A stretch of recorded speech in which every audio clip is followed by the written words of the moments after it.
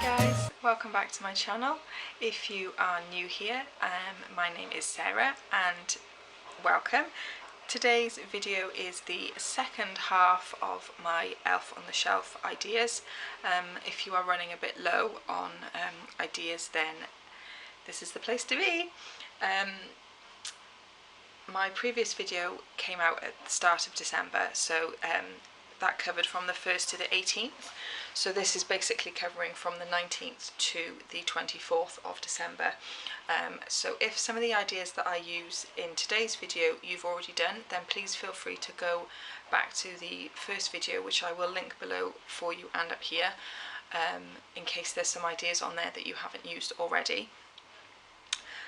But we shall kick off with what we did. This is my list, by the way, this is my list from last year. We're still doing it this year, but we've got 2 elves this year, whereas last year we only had 1. So I mean, you can incorporate everything with however many elves that you've got, but this is just what we did last year for Freddie, because Ivy was only 3 months old.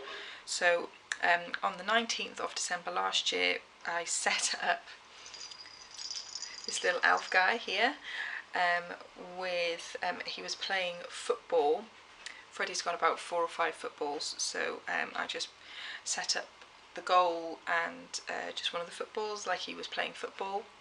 He really liked that, and as I said in previous videos, I have written this list out before December started. This particular list I wrote out in August when I was pregnant with Ivy. The list for this year I wrote in, I'm going to say September. I think it was just before Ivy's birthday that I finalised what we've done this year.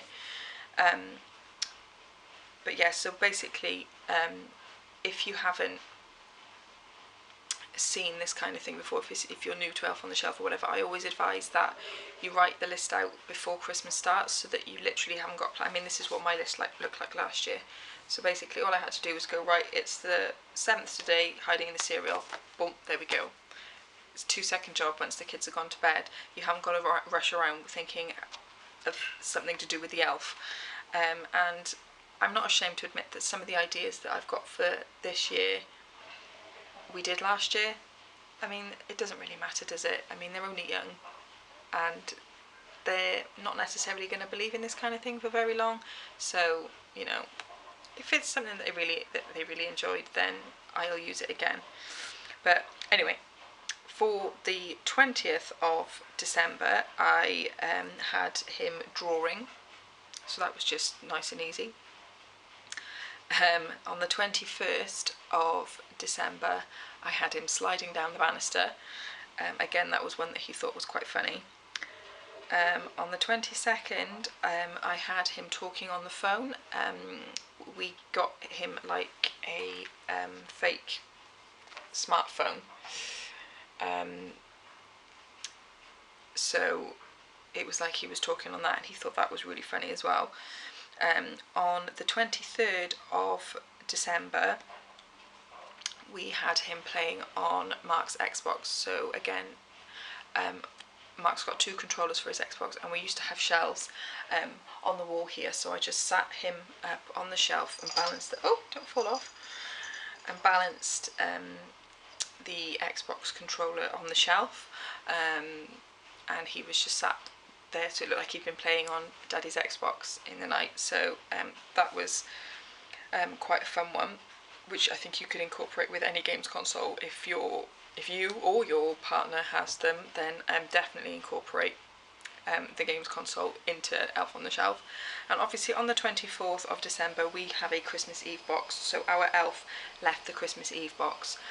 Some people don't do the Christmas Eve box till the evening, but obviously because of we've got quite small children, they go to bed like early, like 6-7 o'clock, and they have dinner at 4, half 4. So what I did was had the elf sit with the box, and the box was there when they woke up on Christmas Eve, so that they could dip into it.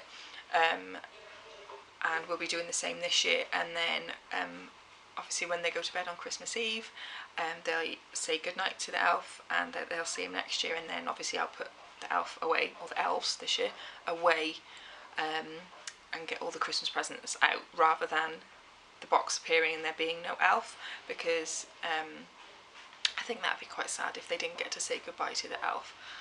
So that's the way round that we do it. Obviously, if as a family you don't do the Christmas Eve box, then you will have to think of one more thing to put in there where he's not leaving the Christmas Eve box. I mean, you could, I think this year we're changing the colour of the milk, because Freddie's big on his colours, so we're going to change, I think we're going to do it twice as well, so we're going to have different colours. So you could do something like that, and hopefully that's given you some ideas for you to do yourselves.